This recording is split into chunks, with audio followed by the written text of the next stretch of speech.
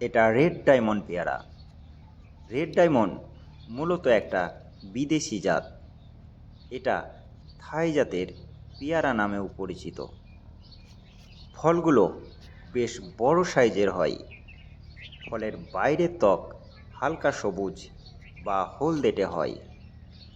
ঠিকমতো পরিচর্যা করলে গাছ থেকে প্রায় সারা বছরই ফলন পাওয়া যায়। পাকা পেয়ারা একদম কচকচে এবং নরম, হালকা চাপ দিলেই কেটে যায়।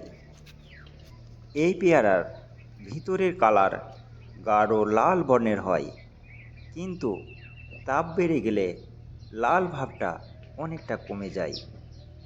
পেয়ারার মধ্যে বীজের সংখ্যা খুবই কম থাকে, প্রায় নেই বললেই চলে, এবং শ্বাস খুব মিষ্টি স্বাদের হয়।